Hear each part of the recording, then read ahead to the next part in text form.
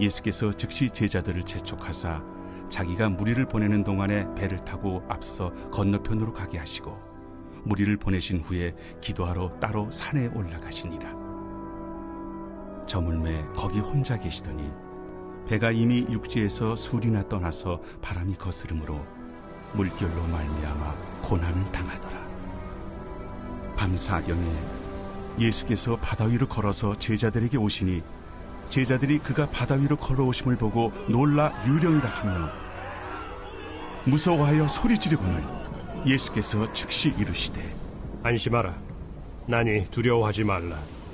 베드로가 대답하여 이르되 주여, 만일 주님이시거든 나를 명하사 물 위로 오라 하소서. 오라. 베드로가 배에서 내려 물 위로 걸어서 예수께로 가되 바람을 보고 무서워 빠져가는지라 소리질러 이르되 주여, 나를 구원하소서. 하니 예수께서 즉시 손을 내밀어 그를 붙잡으시며 이르시되 믿음이 작은 자여, 왜 의심하였느냐? 배에 함께 오름에 바람이 그치는지라. 배에 있는 사람들이 예수께 절하며 이르되 진실로 하나님의 아들이로소이다. 할렐루야, 할렐루야. 우리의 삶 가운데 날마다 새 은혜를 베풀어 주시는 주님을 찬양합니다. 그리고 놀라우신 주님 앞에 우리 감사와 찬양과 영광의 목소리 올려드리겠습니다. 아름다우신 주님, 주님의 영광의 크심을 찬양합니다. 주님의 손의 권능을 높여 송축합니다. 주님 홀로 영광을 받아 주시옵소서, 찬양을 받아 주시옵소서. 아멘. 할렐루야. 우리 즐거운 우리 집에 모인 모든 포드의 성도들과 또 이 시간 영상으로 예배하는 모든 글로벌 포드 식구들, 또 하늘들을 향해서도요, 우리 한번 마음 다해 따뜻한 사랑과 격려와 축복의 박수를 서로에게 나누도록 하겠습니다. 주님의 놀라우신 은혜가 우리 모두에게 있게 되기를 주님의 이름으로 축복합니다. 네, 여러분, 특별히 지난주 주일 예배 이후에 또 하나님께서 정말 은혜의 역전으로 여러분 함께 기도해 주신 우리 박성은 자매가 다음날 월요일 중환자실에서 일반 병실로 올라오게 됐습니다. 계속된 매일의 호전을 경험하고 있는데요. 이 회복의 은혜를 주신 하나님과 또 사랑으로 함께 기도해 주신 모든 성도님들에게 진심으로 감사드립니다. 사랑하는 여러분, 성령 충만하십시오. 말씀 충만하십시오. 오늘 이 예배가 또 한 번 우리의 인생 가운데 정말 기적과 같은 하나님의 역사를 증거하는 은혜의 통로가 될 줄로 믿습니다. 우리 비록 명절 연휴지만 영적으로 각성해서 주님의 크신 임재를 경험하게 되는 귀한 은혜의 역사가 있게 되기를 축복합니다. 저희 옆에 사람에게 이렇게 한번 인사하셨으면 좋겠는데요. 당신에게 압도적인 은혜가 예비되었습니다. 이렇게 한번 축복하시겠어요? 압도적인 하나님의 영광과 은혜의 기름 부으심이 우리 모두에게 있게 되기를 주님의 이름으로 축원합니다. 여러분, 1980년대 초에 소련의 우주비행사 2명이요. 우주에서 211일 동안 체류를 하다가 지구로 귀환을 했습니다. 그런데 돌아온 두 비행사의 건강이 아주 매우 나빠진 상태였어요. 그들은 지구로 귀환을 하면서 맥박이 빨라지고 심전도에 이상이 생기고 골밀도가 감소하고 심한 현기증으로 고생을 했는데요. 더욱이 걷지를 못해서 약 한 달 동안 약해진 근육과 심장을 강화시키는 치료를 해야만 했습니다. 이런 문제의 현상은 우주의 무중력 현상 때문이었어요. 그러니까 사람이 아무런 압력과 저항이 없는 무중력 상태에 있으면요, 이 골밀도가 감소하고 근육이 점차 퇴화됩니다. 그러니까 이러한 문제를 방지하기 위해서 소련에서는 우주 비행사들을 위한 굉장히 힘든 압력과 저항 훈련 과정을 만들었는데요. 이 펭귄복이라는 고무밴드가 달린 운동복을 발명했습니다. 아마 여러분 이렇게 사진으로 보신 분들 많이 계실 것 같아요. 이 펭귄복은요, 움직이는 방향에 반대로 이 저항과 압력이 발생되도록 해서 이 비행사들이 이 몸의 근육에 힘을 쓰도록 하는 옷이었는데요. 그러니까 이러한 훈련 과정과 새로운 방식을 적용한 후 1987년 12월 29일 2명의 소련 우주 비행사가 당시 최고 기록이었던 326일의 우주 여행을 마치고요, 지구로 귀환을 했을 때 건강에 아무런 이상도 발견되지 않았습니다. 여러분, 우리의 영적인 삶도 마찬가지입니다. 여러분이 생각하시기에 삶의 어떠한 저항과 압력 없이 인생의 그 어떠한 무게도 짊어지지 않아도 되는 것이 안전이고 평안이라고 생각할 수 있지만 천만에요. 이러한 영적인 무중력 상태는 믿음의 근력을 저하시키고 우리의 영적 생명에 심각한 문제를 일으킵니다. 우리의 영혼은 시련과 고난의 무게를 견디고 짊어지면서 성장하고 강화됩니다. 오늘 함께 살펴볼 말씀은 폭풍을 만난 제자들이 이 시련과 위험 속에서 어떻게 자신의 믿음을 성장시키는지를 보여주고 있습니다. 왜 믿음은 고난과 시련을 통해 자라나는가? 예수님의 인생 수업 첫 번째, 성공과 믿음의 상관관계, 성공 경험인가? 믿음의 강화인가? 입니다. 자, 우리 함께 22절에서 24절 말씀을 같이 한번 읽어보도록 하겠습니다. 시작. 예수께서 즉시 제자들을 재촉하사 자기가 무리를 보내는 동안 배를 타고 앞서 건너편으로 가게 하시고 무리를 보내신 후에 기도하러 따로 산에 올라가시니라. 저물매 거기 혼자 계시다니 배가 이미 육지에서 수리나 떠나서 바람의 거스름으로 물결로 말미암아 고난을 당하더라. 자, 그럼 오늘 본문 말씀은 이 사건이 등장하게 된 배경과 유도된 상황들에 대해서 함께 기록하고 있는데요. 바로 이 사건이 독자적으로 존재하기 전에 앞선 사건들의 영향력 안에서 발생됐다는 것을 증거함이 위함이겠죠. 자, 그렇다면 지금 이 일의 바로 앞선 사건이 여러분 무엇이겠습니까? 바로 오병이어의 기적이었습니다. 여러분, 오늘 본문의 사건이 오병이어의 기적 다음에 일어났고 또 예수님께서 이 일이 있기 전 그들을 즉시 재촉하여 이 여정에 동참시키셨다는 부분은요, 여러 가지로 해석과 적용이 가능한 부분입니다.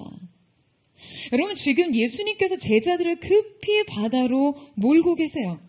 그들에게 명확한 방향성을 설정하고 이 바다 건너편으로 가라고 하시는 거죠. 주님께서는 급히 제자들이 그곳의 상황을 벗어나는 것이 좋겠다는 이유가 있으셨던 거예요. 자, 그렇다면 여러분, 제자들이 급히 벗어나야 하는 상황은 어떤 것이었을까요? 여러분, 전문 산악인들 사이에 불문율이 있는데요. 바로 정상에는 5분 이상 머물지 않는다는 원칙이에요. 아니, 정상에 올라가느라 산에 가는데 아니 뭐 겨우 5분 있을 거면 산에 왜 가냐고 생각하시는 분들이 있을 수 있으시겠죠. 여러분, 등산은 정상까지의 등반이 아니라 하산까지를 포함하는 것입니다. 정상에 머무는 시간이 길어질수록 이 하산의 안정성이 흔들리기 때문에 정상에서의 환희를 만끽하는 시간을 절제해야 한다는 거예요. 여러분, 인생도 똑같습니다. 많은 사람들이 그저 정상에 오르는 것을 인생 목표로 삼아요. 아니요, 여러분. 인생은 정상 등반 같은 것이 아닙니다. 인생은요, 안전한 하산까지도 계획하고 계산하며 안배하고 살아야 해요.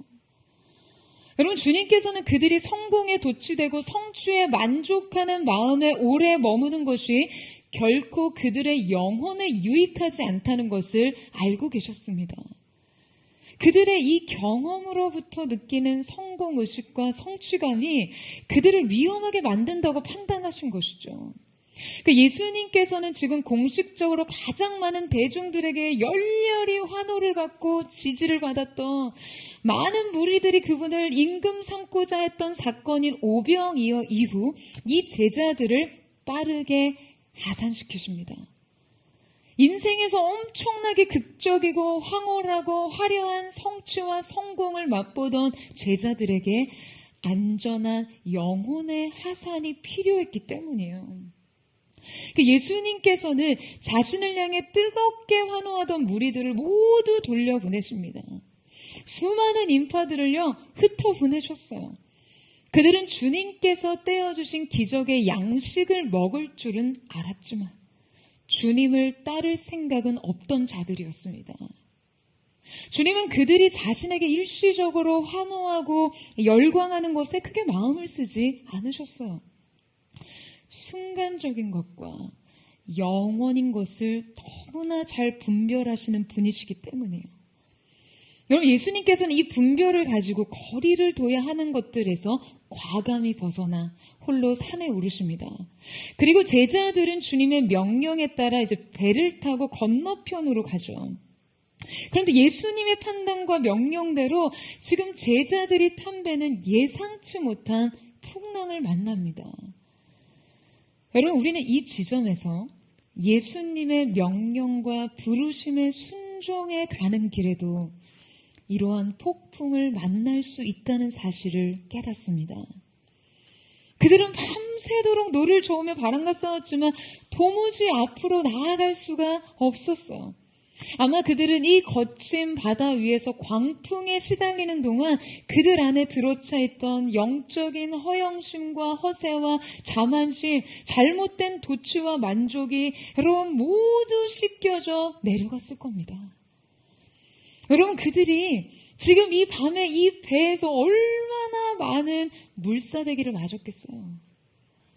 그들이 육지에서 누렸던 그 열광적인 분위기와 지지 세력들의 엄청난 흥분과 환호들이 여러분 생각이나 났겠습니까? 그들은 이 폭풍 한가운데서 영적인 초심을 다시 잡을 수 있었을 거예요. 여러분, 우리는 이 풍랑 앞에 선 제자들을 보면서 인생의 화려한 성공 사례가 과연 우리의 믿음의 성장에 얼마나 도움이 될지 생각해 볼 필요가 있습니다. 저는 이 성공과 믿음의 상관관계가 참 궁금해요. 여러분, 왜냐하면요, 저는 인생의 성공으로 인해 오히려 영적인 내리막길을 걷는 사람들을 너무나 많이 봤기 때문입니다. 오늘 이 사건에 대해 마가는 이러한 기록을 덧붙이고 있는데요. 마가복음 6장 52절 말씀에 이는 그들이 그 떡 떼시던 일을 깨닫지 못하고 도리어 그 마음이 둔하여졌음이로라 라고 기록하고 있습니다. 그들의 성공 경험은 이 풍랑이는 파도 앞에서 조금도 도움이 되지 못했어요. 그들의 성공 경험은 그들이 두려움 없이 믿음을 발휘하는 데 아무런 영향을 주지 못했습니다. 여러분, 인생의 성공과 기적이 우리의 믿음을 결코 강화시키거나 유지시킬 수 없다는 것을 우리는 반드시 기억해야만 합니다. 여러분, 아멘이세요? 여러분, 뿐만 아니라 우리가 신앙생활을 하면서 그 하나님 앞에 우리가 구하는 것이 과연 더 많은 성공 경험인가? 아니면 믿음의 강화인가를 분별해야 합니다. 우리가 진짜 원하는 것이 예수를 더욱 사랑하고 더욱 온전히 믿기 원함인지, 아니면 이 믿음을 근거로 내가 이 땅에서 더 잘 되기를 원하는 것인지를 한번 생각해 봐야 돼요. 여러분, 왜냐하면요, 이 둘은 대개 우리의 삶 속에서 일치하지 않을 뿐만 아니라 때로는 대립하기 때문이에요. 성공이 믿음을 오히려 희석하고 약화시키고 변질시킬 수 있다는 것을 늘 경계해야 하는 것이죠. 여러분, 이 경계의 믿음이 여러분 인생 가운데 세워지기를 주님의 이름으로 축원합니다. 제자들은요, 이 바다에서 극심한 풍랑에 시달려야 했지만 다행히 그들은 배를 타고 저 건너편으로 가라고 하신 그 예수님의 명령을 따라 그들의 뱃머리를 돌려 다시 육지로 되돌아오지 않았습니다. 예수님께서 가라고 하신 이상 이 바람에 맞서야 할 이유가 분명했던 것이죠. 여러분, 이들의 전진은요, 믿음을 포함한 것이었습니다. 그리고 이 후퇴하지 않는 믿음으로 인해 예수님께서는 그들을 다시 찾아오십니다. 우리 함께 25절에서 27절 말씀을 같이 한번 읽겠습니다. 시작. 밤 사경에 예수께서 바다 위로 걸어서 제자들에게 오시니 제자들이 그가 바다 위로 걸어오심을 보고 놀라 유령이라 하며 무서워하여 소리 지르거늘 예수께서 즉시 이르시되 안심하라 나니 두려워하지 말라. 왜 믿음은 고난과 시련을 통해 자라나는가? 예수님의 인생 수업 두 번째, 두려움과 믿음의 반비례 관계, 그분을 아는 것만큼 안전하다입니다. 자, 여러분, 여기서 이 밤 사경이라는 시간은요, 새벽 3시에서 한 6시 정도 사이의 시간을 의미합니다. 그러니까 동이 트기 전 가장 깊은 어둠이 임한 시간이죠. 상상해보면요, 너무나 끔찍합니다. 제자들은 이 칠흑 같은 어둠 속 거칠게 휘몰아치는 그 폭풍을 따라 그냥 몸조차 가누지 못하고 죽음의 극단적인 공포와 두려움에 빠져 있었을 거예요.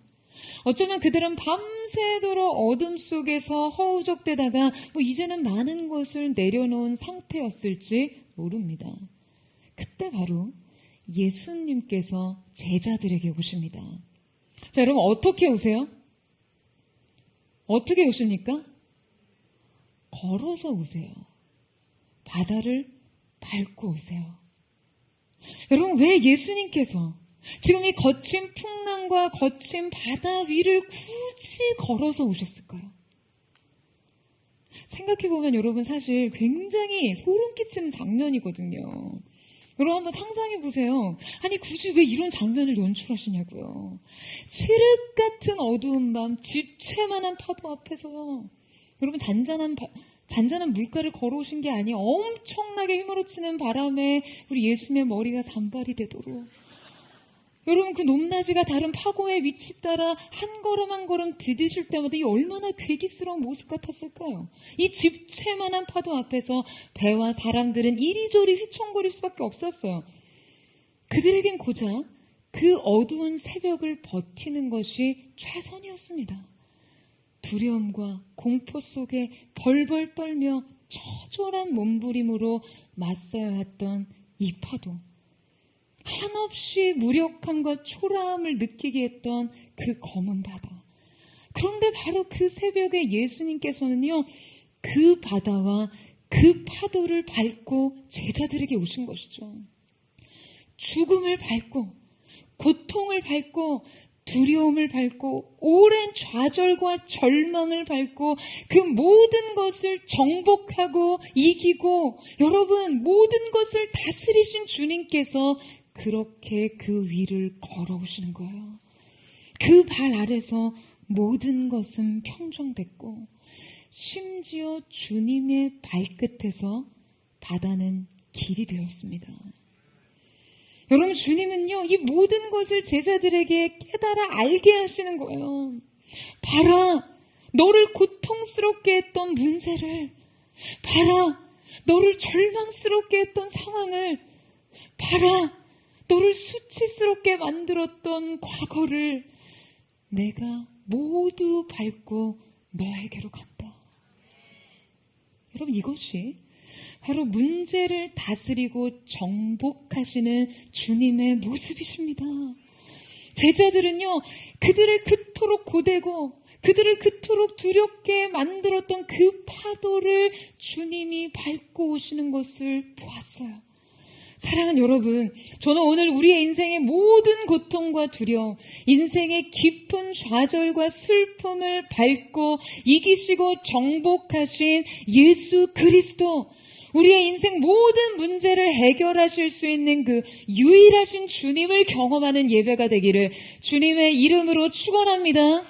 오늘 여러분의 눈으로 여러분 인생 문제를 밟고 딛고 정복하신 그리스도를 직면하고 대면하고 경험하는 그 놀랍고 경이로운 예배 되기를 주님의 이름으로 축복합니다.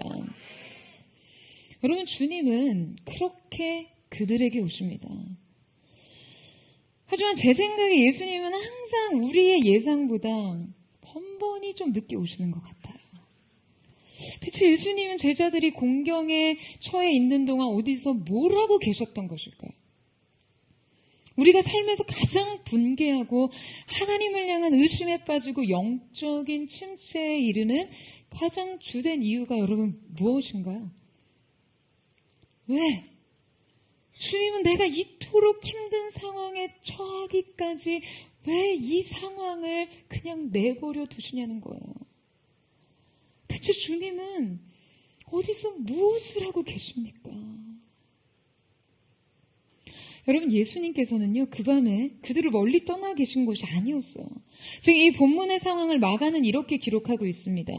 마가복음 6장 47절에 48절 말씀에 저물매 배는 바다 가운데 있고 예수께서는 홀로 무태 계시다가 바람이 거스름으로 제자들이 힘겹게 노젓는 것을 보시고 밤 4경쯤에 바다 위로 걸어서 그들에게 오사 지나가려고 하시매. 여러분, 주님께서는요, 그들을 지켜보고 계셨습니다. 문제는 정확히 지켜보고만 계셨다는 거예요. 주님은 제자들이 두려워하거나 위험에 빠지기 전에 나타나셔서 폭풍을 잠잠케 하시지 않았습니다. 왜일까요? 대체 왜 주님은 애초에 사랑하는 자녀들 앞에 이 위험 요소를 제거하시고 그들이 이 위험으로부터 조금도 두려워하지 않을 수 있도록 그분의 위험을 보여주시지 않는 것일까요?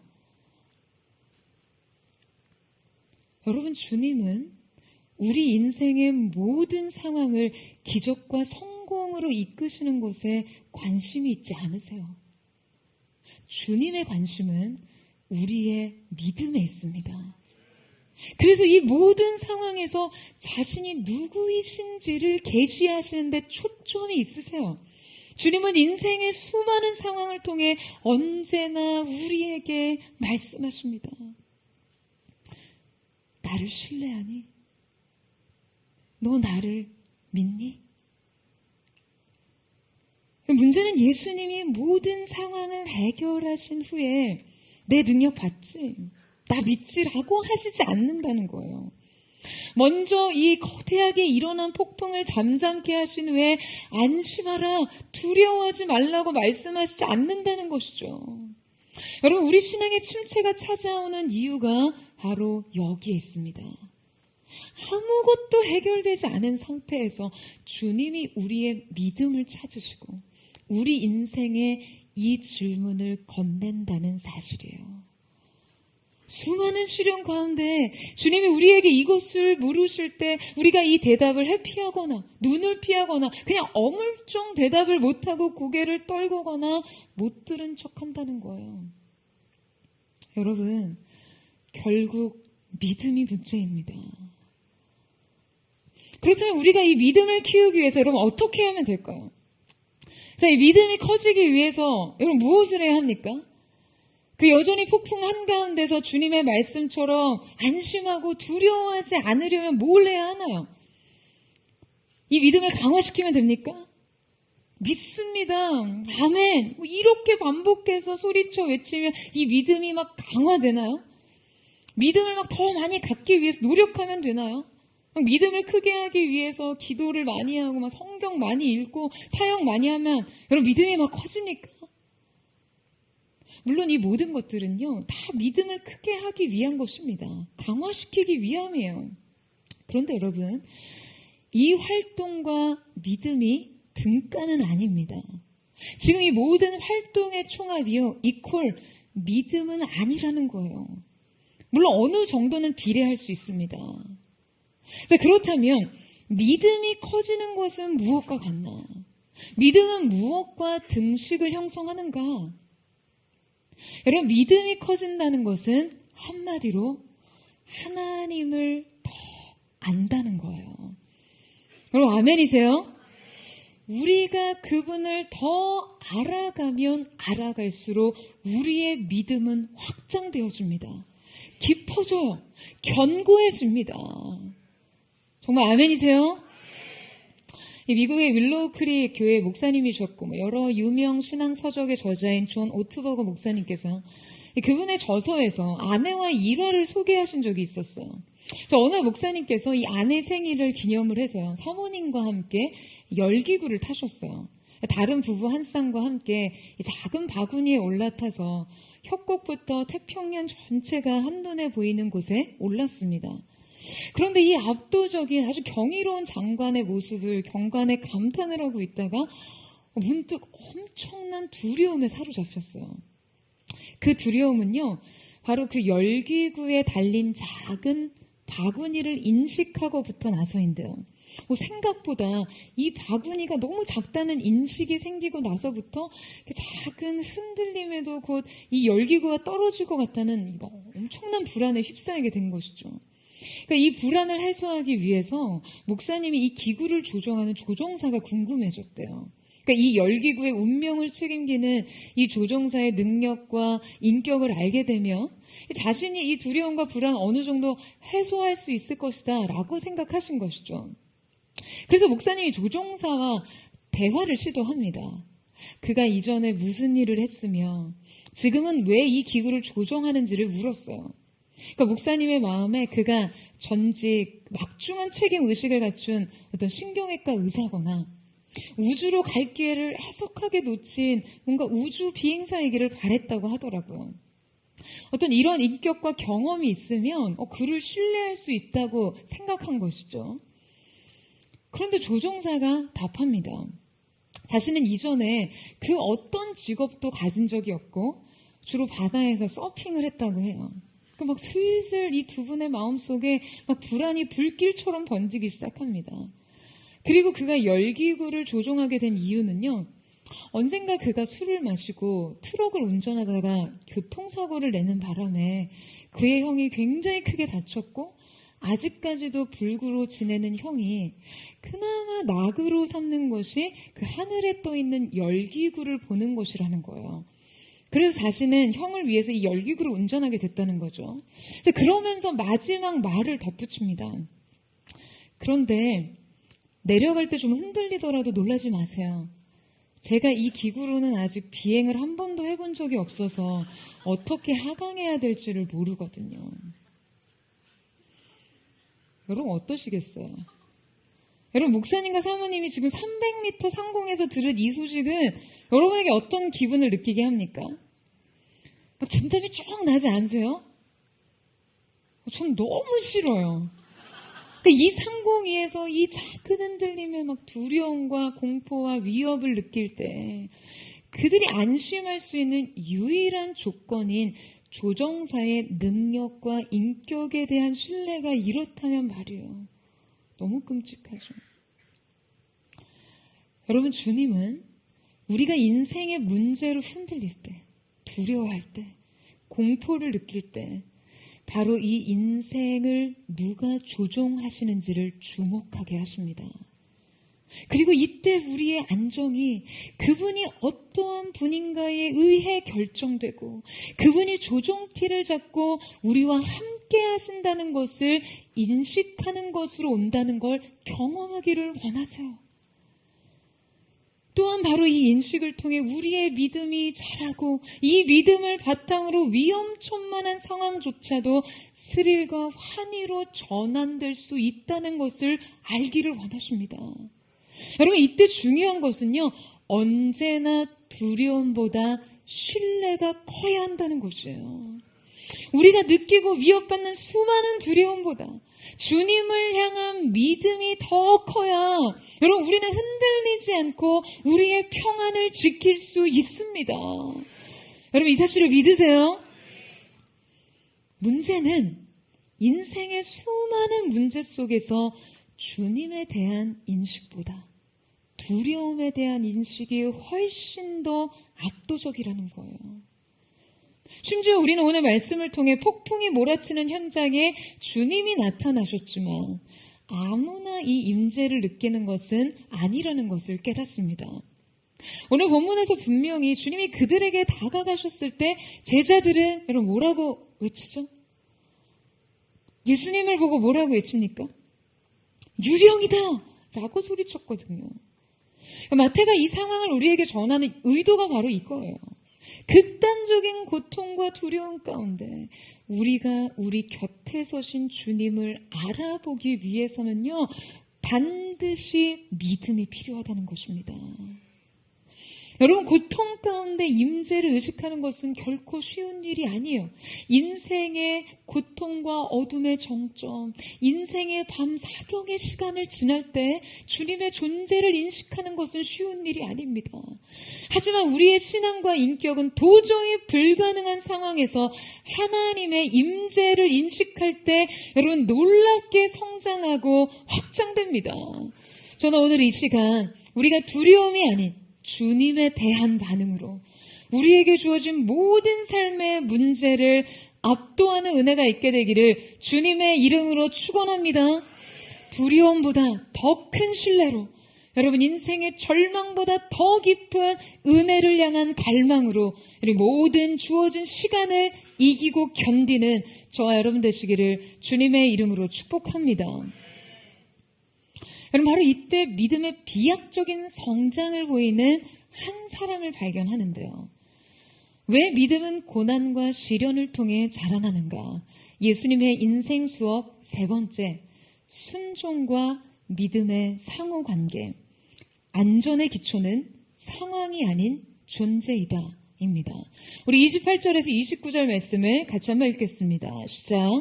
베드로가 대답하여 이르되 주여 만일 주님이시거든 나를 명하사 물 위로 오라 하소서 하니 오라 하시니 베드로가 배에서 내려 물 위로 걸어서 예수께로 가되 바람을 보고 무서워 빠져가는지라 소리질러 이르되 주여 나를 구원하소서 하니. 자, 여러분, 폭풍 한가운데서 주님이 자신을 계시하시죠. 베드로가 매우 돌발적인 행동을 합니다. 베드로는요, 성경에서 새로운 장면을 만들어내는 능력이 좀 있어요. 그는 바로 이 시도로 인해 인류 중 유일하게 풍랑이는 바다 위를 걸었던 사람으로 기록됩니다. 영적인 기네스북 이런 거 아닐까요? 근데 여러분, 지금 왜 베드로는 주님께 걸어가겠다는 걸까요?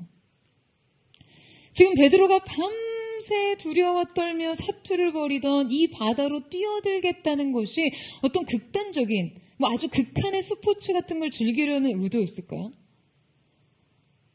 우리는 성경에 기록된 이 장면의 전환을 매우 자연스럽게 받아들이고 있지만 여러분, 사실 이 행위는요, 이 행위의 시도는 결코 자연스러운 것이 아니었습니다. 여러분, 베드로는 밤새 이 폭풍과 싸운 사람이에요. 그는 이미 밤새도록 죽기 살기로 이 폭풍과 맞서고 싸웠고 이 폭풍으로부터 자신의 안전을 지키기 위해 싸웠던 사람입니다. 그런데 왜 굳이 이 배에서 뛰어내려서 폭풍이 바다 위를 걷고 싶어 하냐는 거예요. 역시 베드로. 엉뚱한 행동 진짜 많이 해. 베드로의 모험심은 정말 알아줘야 돼. 이 즉흥적인 행동과 가격하면 진짜 못 말려. 여러분 이렇게 생각하는 건가요? 여러분, 저는 지금 베드로가 단지 모험을 하고 있다고 생각하지 않습니다.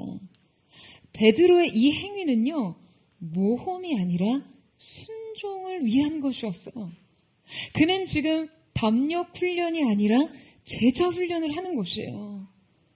베드로의 이 의도를 알 수 있는 것이 바로 베드로의 질문 속에 숨어 있습니다. 자, 여러분, 베드로가 뭐라고 묻고 있죠?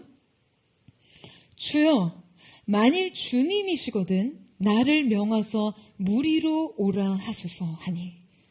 여러분, 베드로는 지금 만약 지금 당신이 주님이시거든 이것을 할 수 있다고 생각하는 것입니다. 다만 이때 그는 매우 신중하게 이것에 대한 주님의 뜻과 명령을 확인합니다. 주님이 말씀하시면 내가 가겠나이다, 이거예요. 그런데 이 순간 우리가 주목해야 할 그 칭찬받아 마땅할 믿음은요, 여러분, 지금 그가 예수님을 향해 자신의 안전에 대한 보장을 요구하지 않았다는 점입니다. 그는 예수께서 제가 이 바다에 빠지지 않을 것을 예수님께 확인시켜달라고 하지 않아요. 그저 자신에게 오라 명하시라고 요구하고 있어요. 여러분, 그는 그저 예수님의 뜻을 물었고 그 뜻을 따랐습니다. 그는 이때 예수님께서 약속과 보장을 요구하지 않고 예수님께 단지 자신에게 기회를 요청한 것이에요. 믿음의 기회를요. 바로 이 물음을 통해 우리는 베드로가 단지 어떤 충동적인 모험심과 호기심만으로 이 바다에 뛰어든 것이 아니었다는 점을 확인합니다. 나를 명하사 단지 순종의 차원으로 반응한 것이죠. 바로 이것이 베드로를 12제자들 중에 단연 리더로 세우실 수밖에 없는 베드로의 차별성이었어요. 여러분, 저는 분명 이때 예수님께서 이 유일한 제자를 향해 만족스러운 기쁨을 느끼셨을 거라고 확신합니다. 믿음이 없이는 주님을 기쁘시게 못하기 때문에요. 주님은 배 위에 다른 제자들과 확연히 다른 믿음을 보이는 그를 마음속으로 격려하시고 칭찬하셨을 거라고 생각해요. 그래서 예수님은 베드로의 이 요청에 여러분 어떻게 응답하십니까? 오라. 예수님은 단순하게 명령하십니다. 오라. 그리고 우리는 이때 베드로의 요청이 단지 모험심과 호기심에서 비롯된 것이 아니고 지금 그의 진정성 있는 태도를 다시 한번 확인합니다. 바로 주님께서 오라고 하시니 베드로가 즉시로 발을 뗐다는 거예요. 여러분, 베드로가 순간 호기롭게 이 바다를 건널 생각을 했을 수 있지만 주님이 물 위로 오라, 너는 오라라고 하실 때 막상 그가 그것을 실천하는 것은요, 또 다른 믿음이 요구되는 것입니다. 설마 했는데 예수님이 단번에 오라라고 하시니 베드로가 주님 그냥 뭐 한번 해볼 수 있는 소리를 가지고 뭘 또 그렇게 진지하게 반응하시나요? 라고 할 수도 있겠죠. 여러분 그러실 때 없으세요? 막 정말 엄청나게 막 영적으로 격려가 돼서 하나님 앞에 막 엄청난 헌신의 뜻을 고백했는데 막상 내가 너의 마음을 기쁘게 받노라 하실 때 여러분이 느낄 수 있는 그 아차 싶은 감정 같은 거 있잖아요. 근데 여러분 이 사건이 실제 가능했던 이유. 그런데 베드로는 말뿐이 아니었습니다. 베드로는요 실제 밤새 배를 위협하던 그 바다에 발을 내딛습니다. 여러분 이 사건이 실제 가능했던 이유를 여러분 어떻게 생각하세요? 무엇이라고 생각하세요? 베드로를 실제 물 위로 걷게 했던 믿음의 원천은 무엇이었겠습니까? 여러분 주님의 말씀에 대한 전적인 신뢰가 없었다며 그가 밤새도록 배의 안전을 지키기 위해 싸웠던 그 두려움의 실체인 이 폭풍 위로 발을 내디딜 수 있었을까요? 여러분 이것은 그를 향해 오라, 물 위로 오라 하신 분에 대한 전적인 신뢰를 바탕으로 한 것입니다. 여러분 그는요 이미 폭풍 그 자체의 위력을 너무나 잘 알고 있었어요. 여러분 베드로가 누굽니까? 여러분 그의 전직 직업이 뭐였죠? 다름 아닌 어부였잖아요. 그는 물고기를 잡던 사람이었어요. 그는 바다의 생리와 기호와 물의 속성을 너무나 잘 알고 있었습니다. 게다가 이미 밤새도록 싸웠잖아요. 아무리 싸워도 잦아들 줄 모르던 이 폭풍의 실체를 지금 그가 이미 온몸으로 겪어봤다고요. 그런데 그가 이 믿음을 발휘할 수 있던 것은요, 그를 부르시는 주님이 누군지를 아는 믿음 때문이었습니다. 여러분 믿음은 주님을 향한 것이 아니라면 성립되지 않습니다. 믿음은 전적으로 주님에 관한 것이에요. 그분의 능력과 그분의 성품에 관한 것이죠. 그리고 애초에 베드로가 배에서 물속으로 뛰어들 생각을 한 이유는 여러분 물 위에 예수님이 계셨기 때문입니다. 저는 이 묵상을 하면 너무너무 감동적이었어요. 그가 바다 물결 위를 걷고자 했던 것은 이 기적 자체의 추구라기보다 그 위에 예수님이 계셨기 때문이죠. 이때 베드로는 어렴풋이 믿음을 이해하고 있었습니다. 배보다 바다가 안전하다는 것을 말이에요. 우리 예수님께서 바다 위에 서 계시는 한, 이 배가 이 폭풍이 일렁이는 바다보다 안전할 수 없다는 그 인식 말이죠. 사랑하는 여러분, 이것이 진짜 신앙입니다. 여러분 아멘이세요? 여러분 우리의 인생의 핵심은 여기에 있습니다. 우리의 안전의 기초를 어디에 두는가? 여러분 인생의 안전의 기초를 어디에 두는가에 관한 것이죠. 과연 배가 안전하냐에 관한 생각이요. 믿음의 성장은 과연 우리가 의식하고 몸담기를 원하고 그 밖으로 한 발자국 더 나서려 하지 않는 그 배는 과연 안전한가? 라는 인식에서 발생합니다. 사랑하는 여러분, 배가 안전한 곳이 아니라요. 주님이 계신 곳이 안전합니다. 여러분 이 사실을 믿으세요? 주님이 계신 곳이 바로 우리가 서야 할 곳인 것이죠.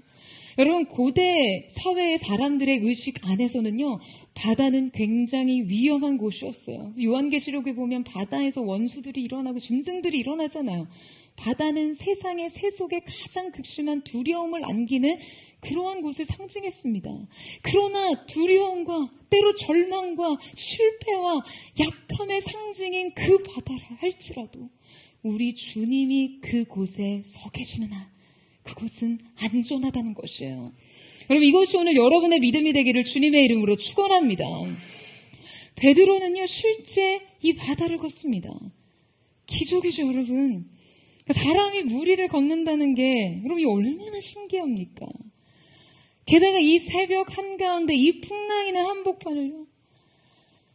여러분 그렇다면 과연 이 기적이 가능했던 이유는 어디에 있습니까? 베드로의 믿음 때문인가요? 믿음이 충분했기 때문에 여러분 이 기적이 가능했습니까?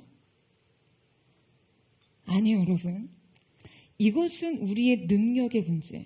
우리의 준비의 문제가 아닙니다.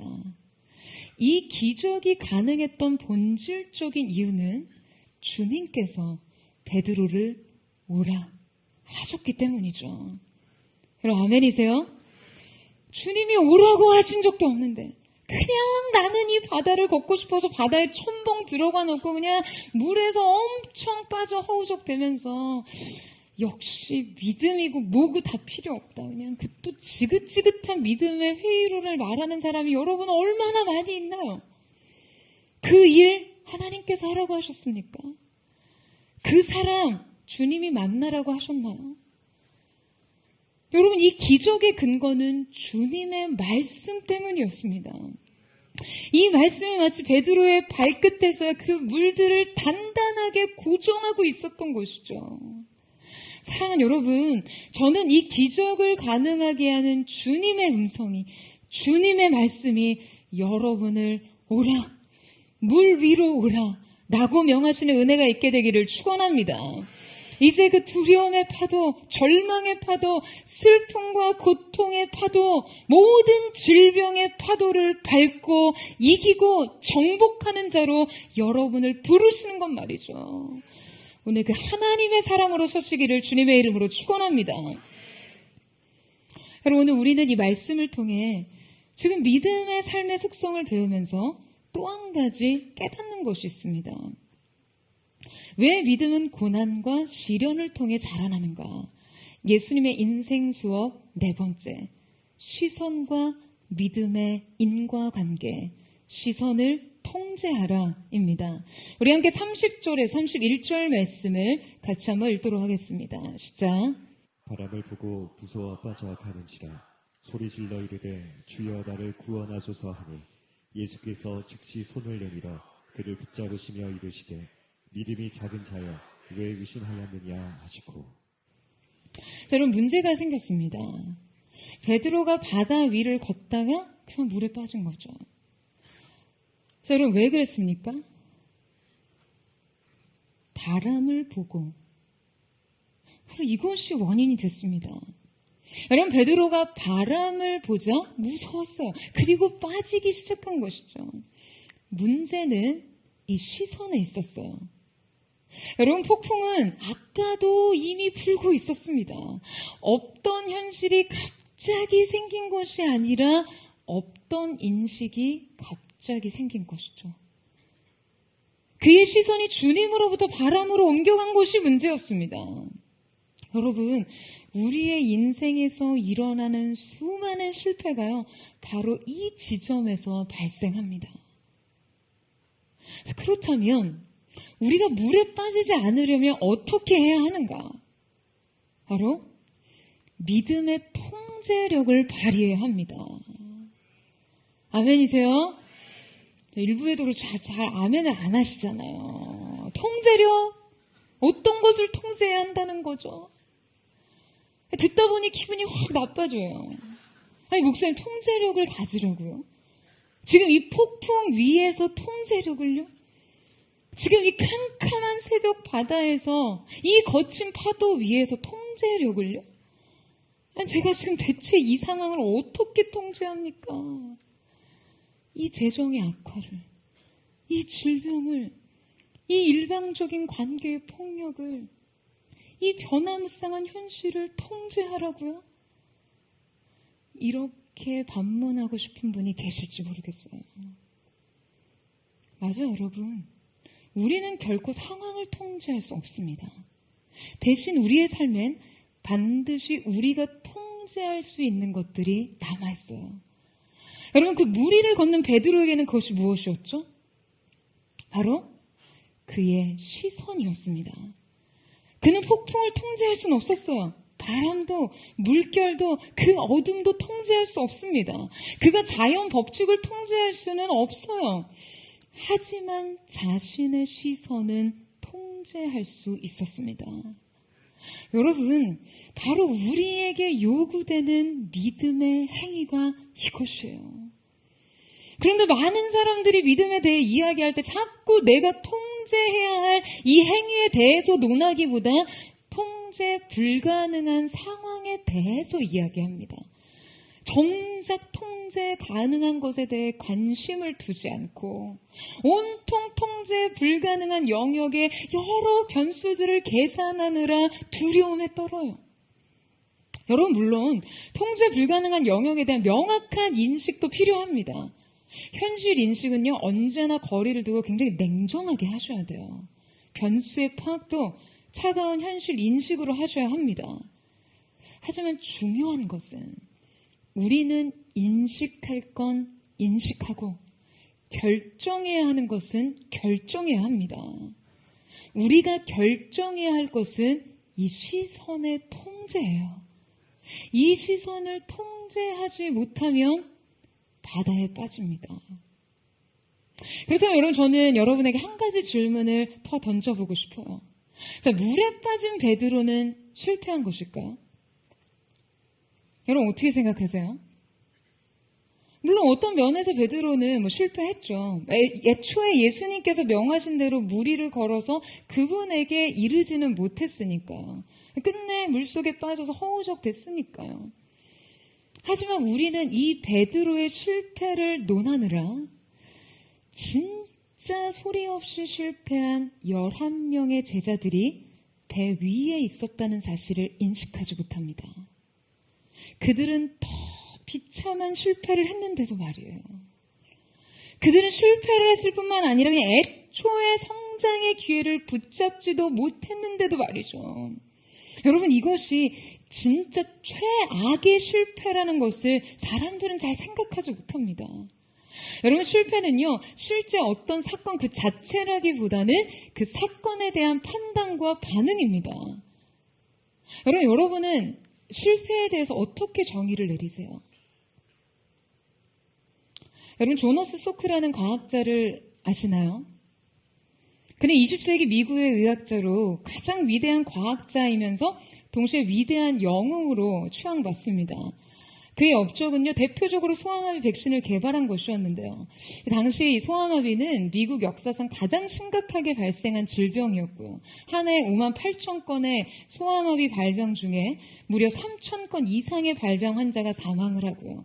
2천여 명의 환자가 마비 환자로 평생을 살아야만 했어요. 그런데 바로 이때 이 조너스 소크가 소아마비 백신을 개발을 했으니 이 개발은 매우 혁명적인 것이었죠.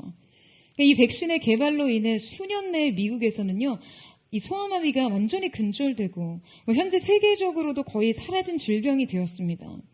무엇보다 그의 영웅적인 행동은 공공의 이익을 위해 이 소아마비 백신의 특허를 받지 않고 전 세계에 무상으로 보급한 점이었어요. 하지만 그가 이 백신을 개발하기까지 거듭된 실패에 직면해야 했는데요. 그가 이 소아마비 백신인 폴리오 백신을 개발하기까지 무려 약 200여 번의 백신을 실험해야 했어요.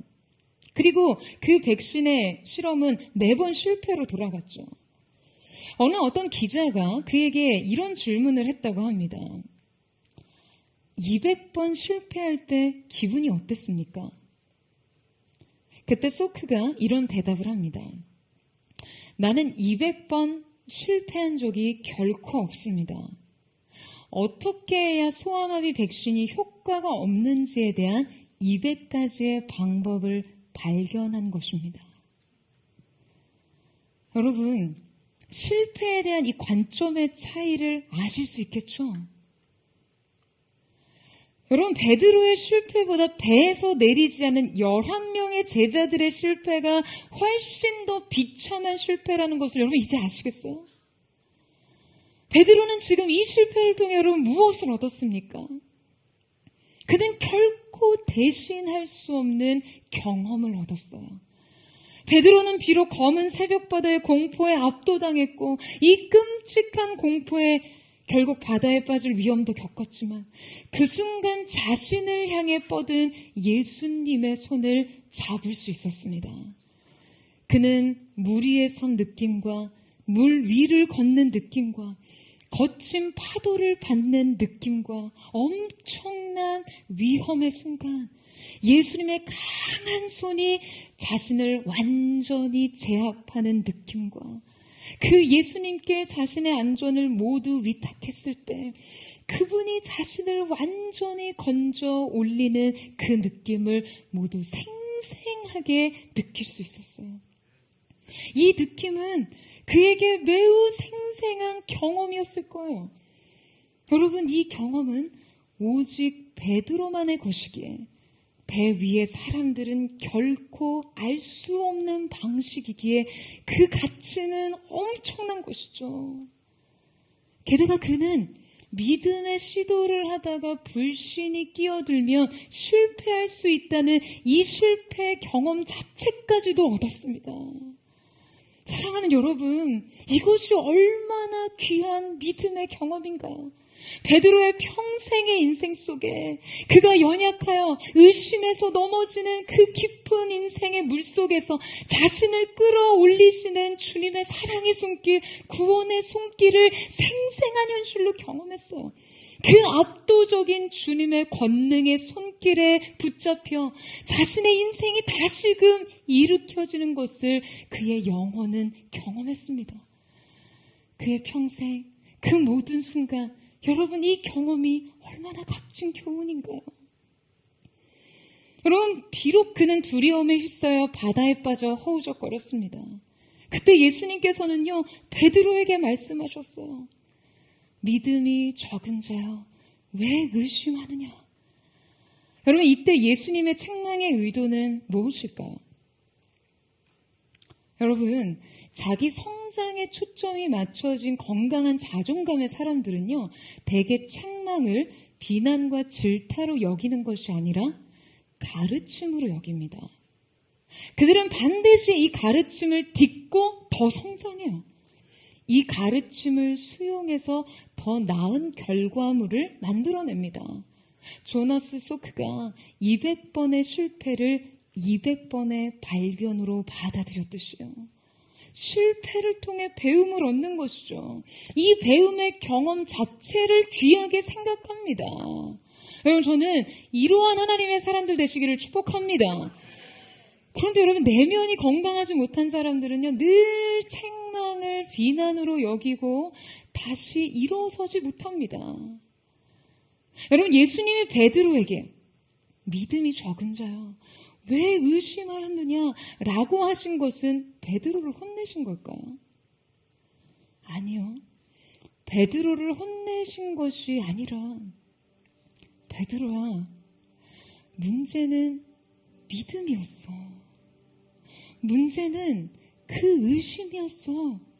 라고 실패의 핵심을 가르쳐 주신 것이죠. 베드로에게 다음번에 정답을 쓸 수 있는 팁을 주신 거예요. 게다가 이 가르침만 주신 것이 아니라 손도 잡아주셨습니다. 여러분, 이 경험을 어느 것과 바꾸겠어요? 실패하지 않기 위해서 배 안에 남겨졌던 11명의 제자들이 여러분 이 경험을 할 수 있었겠습니까? 여러분은 어떠한 인생을 사는 사람이기를 원하세요? 여러분, 저는 여러분이 인생의 거친 풍랑과 파도 위에서 믿음을 키울 수 있는 사람이기를 원합니다. 근근히 새벽을 버티는 사람이 아니라 그 바다를 밟고 가는 사람들이기를 원해요. 여러분, 그러기 위해선 우리는 주님을 힘써 알아야 하고요. 주님만을 바라봐야만 하고요. 주님을 향해 걸어가야만 합니다. 사랑 여러분, 바람이 불어도 흔들리지 마세요. 바람은 원래 불었습니다. 칠흑 같은 어둠 위에서도 주님만 의식될 수 있다면 우리는 무리를 걸을 수 있습니다. 여러분 아멘이세요? 거친 파도 위에서도 말씀만을 기억할 수 있다면 끝내 주님 품에 안길 수 있어요. 여러분, 기적은 일어납니다. 인생의 안전지대인 배 밖으로 나와 저는 주님과 함께 폭풍 위를 믿음으로 걷는 사람들 되시기를 축원합니다. 여러분의 인생의 진정한 안전지대는 주님이 계신 그곳임을 믿고 오늘 그 믿음의 성장과 확장으로 새로운 믿음의 도전을 받아들이는 저와 여러분 되시기를 주님의 이름으로 축복합니다. 오늘 이 시간 함께 찬양하며 기도하며 나아갔으면 좋겠습니다. 사랑하는 주님, 우리가 우리의 인생의 가장 깊은 어둠의 시간, 우리 인생의 밤 사경의 시간에 믿음의 눈을 들어 주님을 바라보기를 원합니다.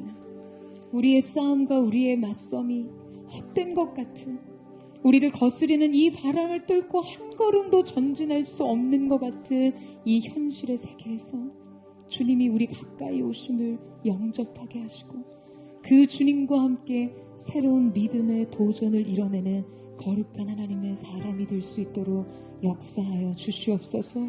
우리 그 마음 고백하며 우리 함께 찬양하며 나아가겠습니다. 나의 주님께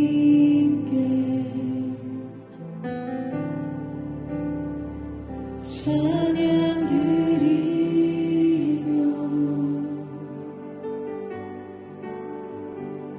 그 크신 사랑 주 임재 감사해.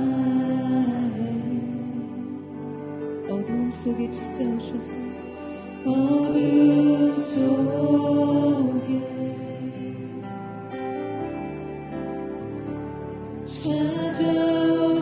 찾아오셔서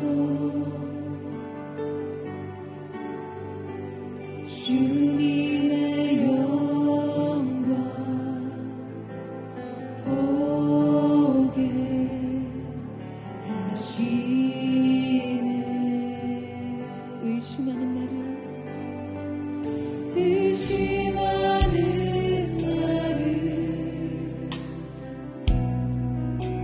손 내밀어 잡아주시네. 두려움만 내려놓고 주 바라봅니다.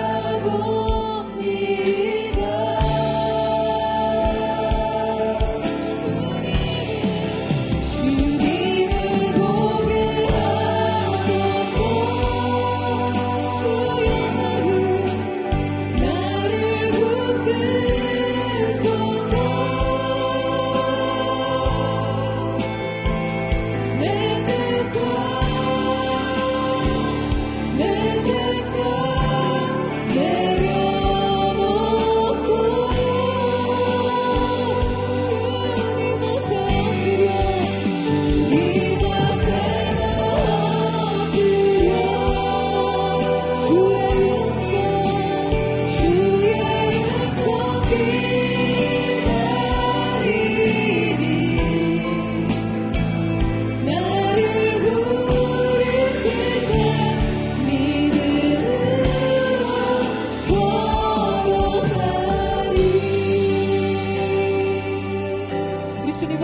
고백합니다. 나의 예수님께 우리가 찬양하며 주 앞으로 나아갑니다. 찬양 드리며 그 크신 사랑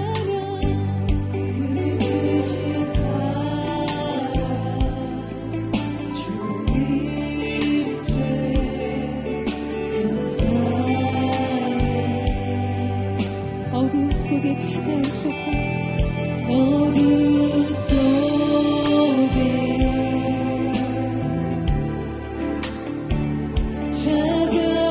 찾아오셔서 주님의 영광 주님의 영광 보게 하시네. 의심하는 나를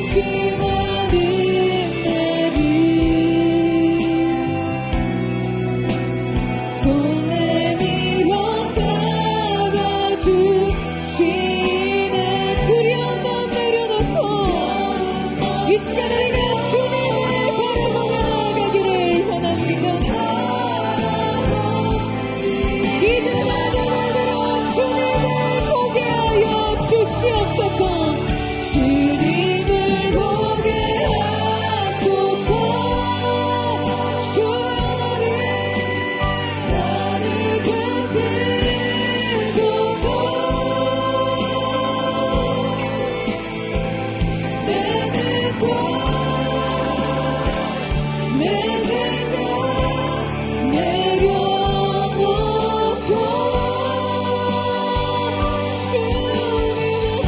주님 앞에 엎드려 주의 음성 기다리니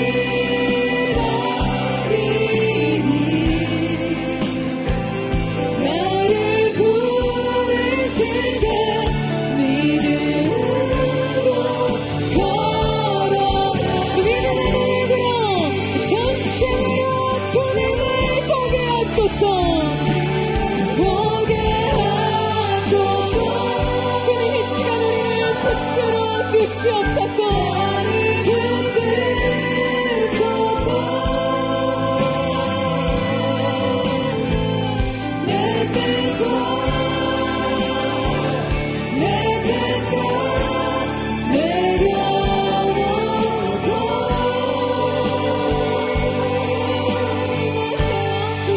주님 앞에 엎드려 주의 음성 기다리니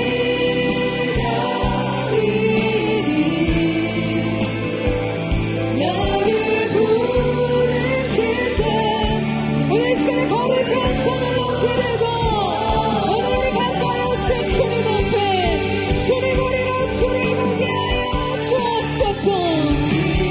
보게 하소서. 주 나를 붙드소서.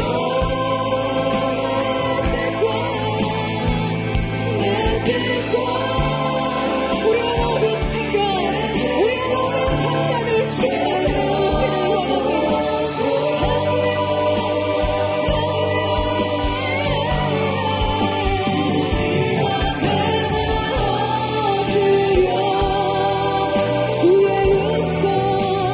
주의 음성 기다리니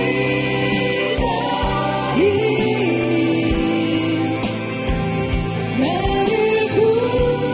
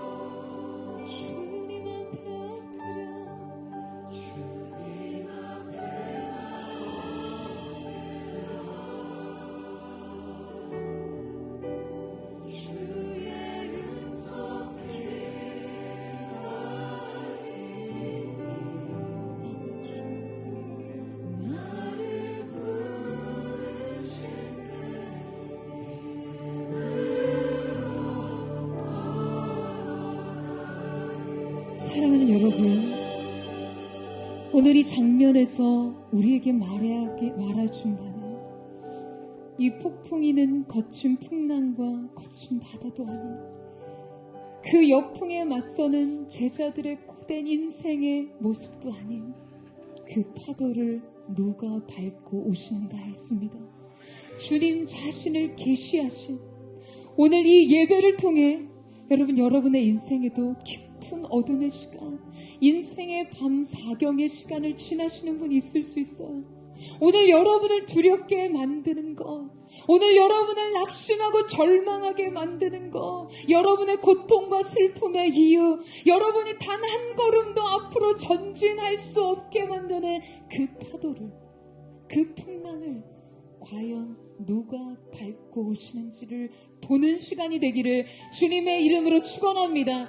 오늘 이 예배가 바로 여러분의 인생, 여러분을 좌절시키는 그 성난 파도를 밟으시는 그리스도 예수의 놀라우신 은혜를 직면하는 시간 되기를 주님의 이름으로 축원합니다. 여러분의 삶 속에 분명 예수님의 말씀을 따라 행한 삶의 길이었는데, 분명 예수님의 명령에 순종하는 마음으로 주님 사랑해서 전진한 걸음이었는데 역풍을 만난 분 계십니까?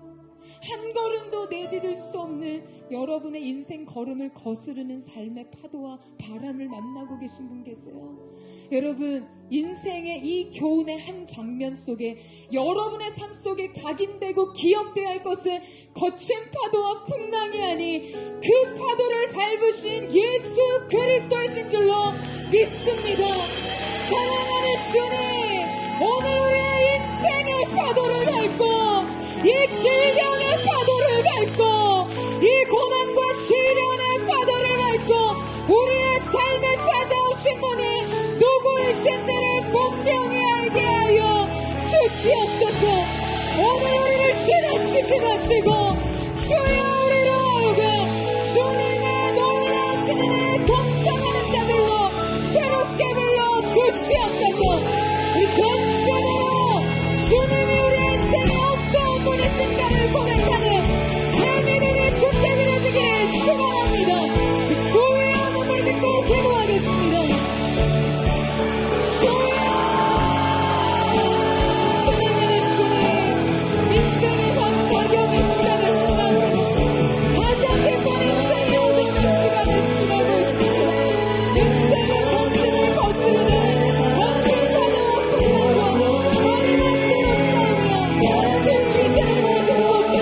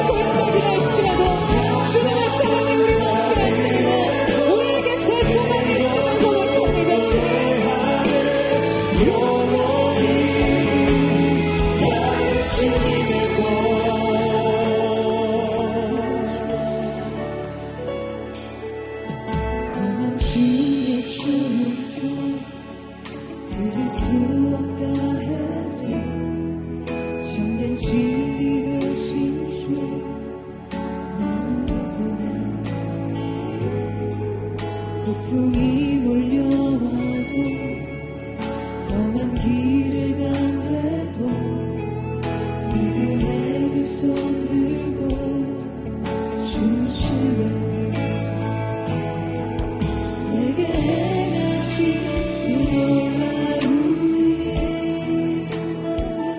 일, 생명 주신 주를 기억하네.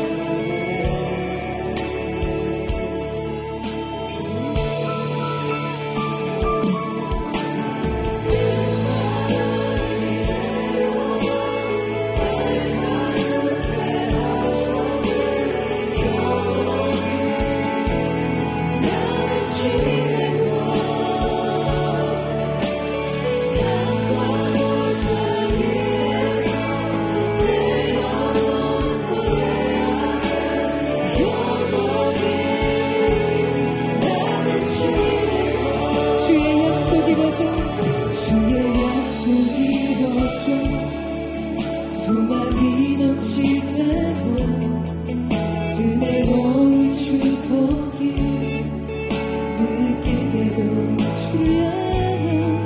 주를 향한 갈망과 겸손한 마음으로 믿음의 두 손 들고 주시네. 내게 행하신 그 놀라운 일, 생명 주신 주를 기억하네.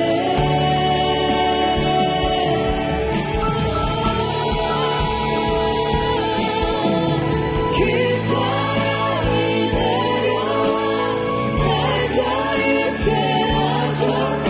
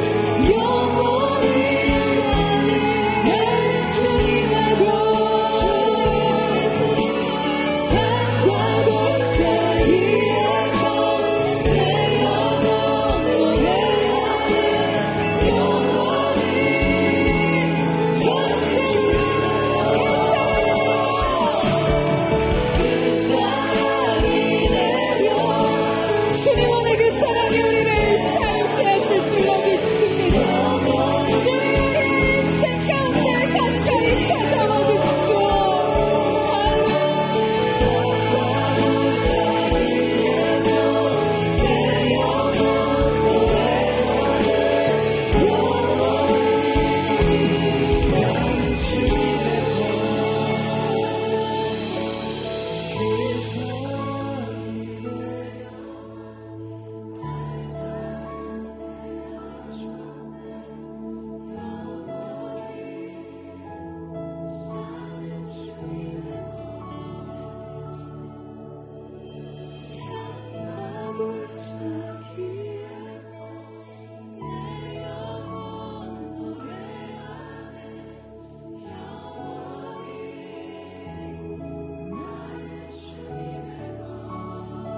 사랑하는 주님, 가장 깊은 어둠이 임한 그 시간, 주님은 제자들이 탄 그 배가 역풍을 만나 고난을 당한 것을 보시고 주님은 그 파도를 딛고 그 파도 위를 걸어 제자들에게 오셨습니다. 사랑하는 여러분, 오늘 여러분이 극심한 고난과 시련과 역경의 파도를 만날 때 우리 주님께서 그것을 보시고요, 여러분 인생 가까이에 찾아가십니다. 여러분, 이 사실을 믿으세요? 정말 이 사실을 믿으십니까? 그런데 여러분, 인생의 밤 사경의 시간은요, 우리 가까이에 오신 주님을 유령으로 볼 수밖에 없는 우리의 믿음과 우리의 마음이 그 고난의 아픔과 고통에 시달려서 우리 가까이에 오신 주님의 존재 자체를 전혀 다른 존재로 인식하게 만듭니다. 오늘 여러분 삶 속에 주님이 사랑의 걸음으로 여러분의 인생을 찾아가셨지만, 왜 내가 이토록 고통스러울 동안 주님은 무엇을 하셨나요? 왜 이 아픔과 슬픔과 낙심의 나를 버려두셨나요? 주님 가까이 오심을 오해하고 의심하고 거절하는 마음이 여러분 안에 있지 않으십니까? 오늘 주님의 사랑의 손이 여러분의 인생의 풍랑맞은 배를 향해 걸어오시기를 주님의 이름으로 축복합니다. 그 주님의 사랑을 사랑으로 받아들일 수 있는 믿음의 눈이 열려지기를 원합니다. 고난 가운데 찾아오신 주님의 특별한 사랑을 얻는 역사가 있기를 축복합니다. 모든 주님에 대한 오해와 의심과 모든 불신앙과 거절과 예수님의 이름으로 씻어지게 하여 주시옵소서. 끊어지게 하여 주시옵소서. 우리의 인생 풍랑맞은 데 찾아오신 주님을 새롭게 영접하는 믿음이 있게 하여 주시옵소서. 전심으로 주님 앞에 주여 우리를 붙잡아 주시옵소서. 주님 우리를 새롭게 하여 주시옵소서. 주의 이름을 믿고 주님의 사랑을 영접하며 기도하게 하겠습니다.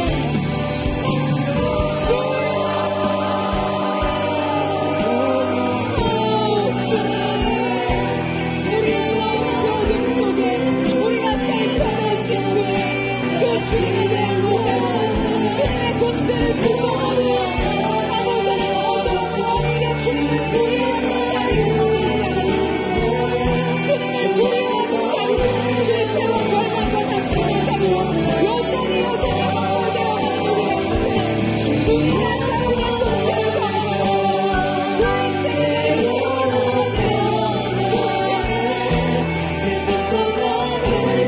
그 인생을 영원하며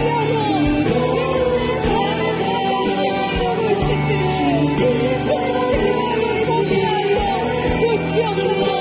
주님을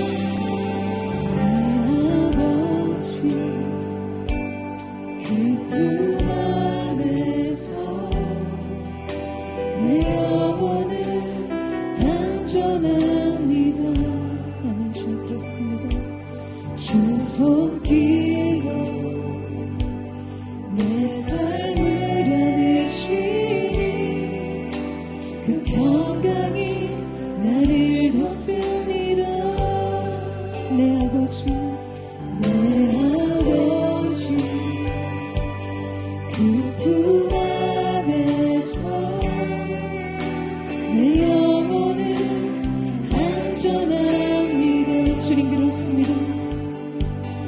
주속길로 내 삶을 안으시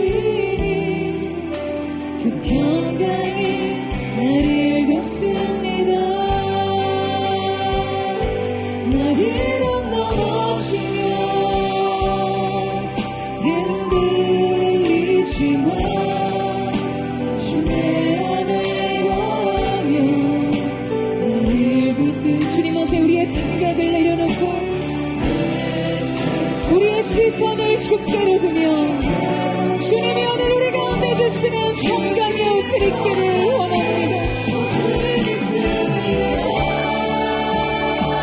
주 약속 안에서 내 영혼 평안해 내 뜻보다 크신 주님의 계획 나 신뢰해 두려움 다 내려놓고 주님만 의지해 주 안에서 내 영혼 두 손 높이 들고 주 약속 안에서 내 영혼이 평안해 내 뜻보다 크신 주님의 계획 나 신뢰해 두려움 다 내려놓고 주님만 의지해 주 안에서 내 영혼 안전합니다.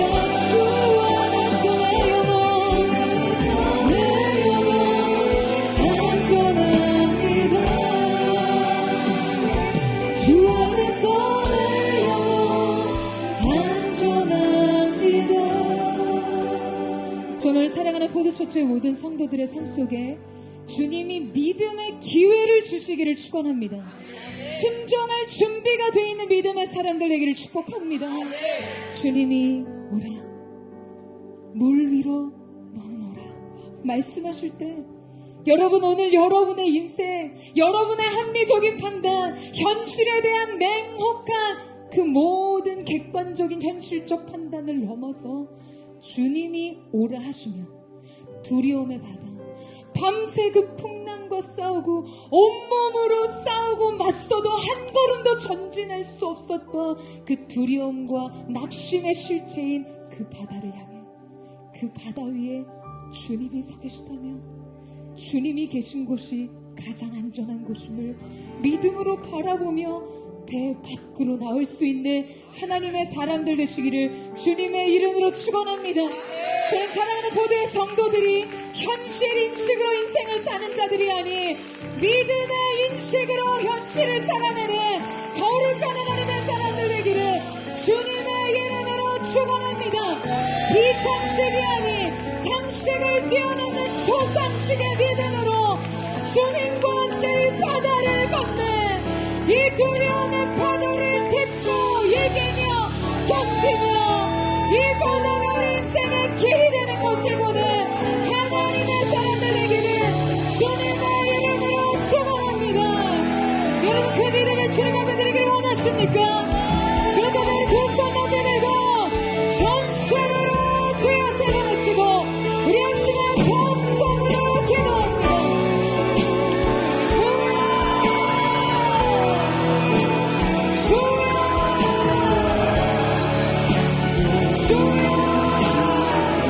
사랑하는 주님 오늘 이 시간을 위하여 인생 우리의 삶의 안정증을 위하여 오늘 우리가 현실 인식이 아닌 믿음의 인식을 가지고 우리 인생 두려움보다 더 크신 주님을 신뢰하고 우리의 젊음으로 더 깊은 주님의 은혜를 신뢰하는 믿음으로 우리의 삶 믿음에서 멀어지게 하여 주시옵소서. 어제도 하나님의 흔들리지 않게 하시고 우리의 인생 뜻대로 불어닥친 풍랑에도 흔들리지 않게 하시고 오늘 이제 또 주님 앞에 드리지 못했던 믿음의 주여 온전히 하시게 하시는 하나님과 또 하나님의 믿음으로 오늘 이 시간 주께서 구하시는 실시간 믿음의 주を드리기를 원합니다. 주님 우리를 이 풍랑이는 바다를 깊게 하여 주시옵소서. 거침없이 믿음으로 전쟁하게 하여 주시옵소서. 오늘 고대 성도들에게 이 믿음의 확장과 이 믿음의 견고함이 세워지는 새로운 도전의 시간을 알리게 하셔서 하나님의 그리고 그리스도 예수의 객관적인 처벌 앞에 거룩한 하나님의 사람들 될 수 있도록 역사하여 주시옵소서.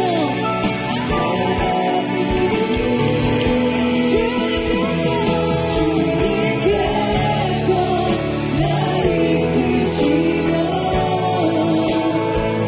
주